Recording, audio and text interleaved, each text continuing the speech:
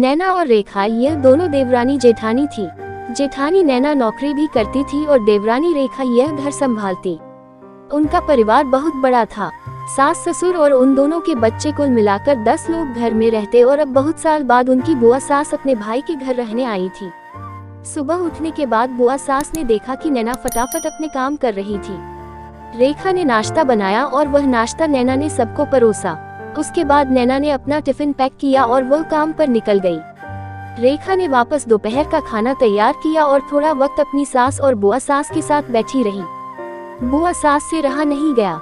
उन्होंने रेखा को पूछा, छोटी बहू तुम्हारी जेठानी तुझ पर बहुत हुक्म चलाती है। सुबह से देख रही हूँ रसोई घर में अकेले ही काम करती हो और वह महारानी दिखावा करने के लिए नाश्ता परोस रही थी, जैसे कि उसने ही नाश्ता बनाया हो। यह सुनने के बाद रेखा ने बुआ सास की तरफ देखा और बोली, बुआ सास जी ऐसा कुछ नहीं है, नैना दीदी बहुत अच्छी है। बुआ सास बोली, तुम बहुत भोली हो रेखा, मुझे सब समझ में आता है, मेरे बाल धूप से सफेद नहीं हुए हैं। रेखा से अब नहीं रहा गया। वह बोली, ऐसा नहीं है बुआ जी, आपको नैना दीदी ने सबको नाश्ता परोसा वह दिखा, पर आपको यह नहीं दिखा कि दीदी ने मुझे जबरदस्ती सबसे पहले नाश्ता करने दिया और चाय भी दी। वह रोज मुझे ऐसे सबसे पहले ही नाश्ता दे देती है, नहीं तो सबके लिए नाश्ता करते करते मैं खुद के लिए नाश्ता बनाना भूल जाऊंगी। दीदी मेरी कितनी चिंता करती है। दीदी सुबह जल्दी उठकर मंदिर साफ करती है, फूल सजा कर रखती है और मुझे उनके 1 घंटे बाद उठने के लिए कहती है।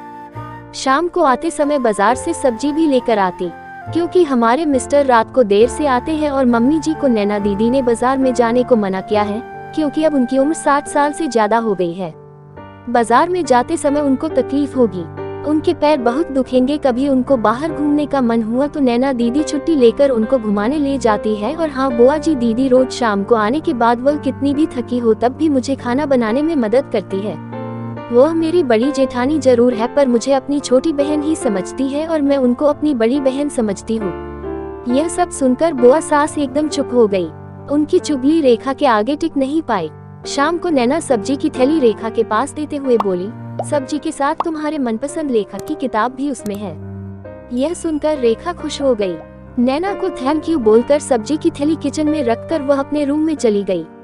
उतने में बुआ ने नैना को आवाज दी, बड़ी बहू जरा यह आना। वह बोली, नैना तू इतनी मेहनत करके पैसे कमाती है और ऐसे फालतू में किताब खरीदी करके मुफ्त का खर्चा करती हो, वह भी अपनी छोटी देवरानी के लिए।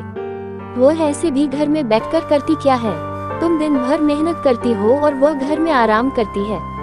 इस पर नैना हंसकर बोली, क्या बुआ जी आराम? और रेखा उसे तो कहने पर भी वह आराम करती नहीं। सुबह उठकर बेचारी काम करती रहती है, सबका मनपसंद खाना, मेरे और उसके मिलाकर 4 बच्चों का टिफिन सब वही तो करती है और तब भी उसके चेहरे पर हमेशा आनंद दिखता है। सुबह की चाय पीने के लिए उसके पास वक्त नहीं रहता। दोपहर को जब बच्चे घर आते हैं तो उनका खाना, होमवर्क सब वही देखती है। इसलिए मुझे बच्चों का टेंशन नहीं है और इसलिए ही मैं ऑफिस में मन लगाकर काम कर पाती हूँ। कुछ दिन पहले ही मुझे प्रमोशन मिला है। इसके अलावा मम्मी जी और पापा जी की दवाइयाँ कभी खत्म हो गई और कभी लाने की हो तो वही ध्यान में रखती है। घर में कोई मेहमान आए तो उनकी मेहमान नवाजी भी वही करती है। बुआ जी, घर और बच्चे संभालना छोटी बात नहीं है। इतना सब सुनकर बुआ जी उनकी तो बोलती ही बंद हो गई। नैना कभी कोई शिकायत नहीं करती है, वो सब काम कर लेती है, वो सिर्फ पढ़ना पसंद करती है। फिर मैं मेरी छोटी बहन के लिए इतना नहीं कर सकती, मैं नहीं करूँगी तो फिर कौन करेगा?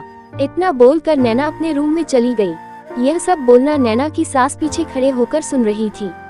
वह बुआ के पास आई और बोली, जी यह दोनों देवरानी जेठानी जरूर है, लेकिन उनका रिश्ता 2 सगी बहनों से ज्यादा पक्का है।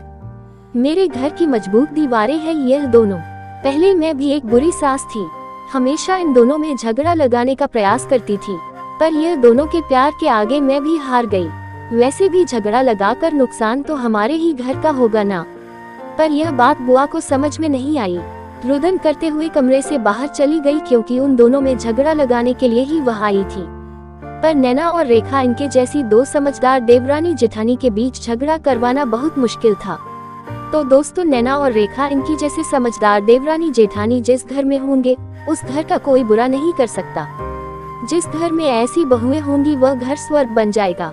दोस्तों, ये कहानी आपको कैसी लगी कमेंट में जरूर बताएं। ऐसी ही और वीडियो के लिए वीडियो को लाइक करें और चैनल को सब्सक्राइब करें और एक प्यारा सा कमेंट करें। धन्यवाद।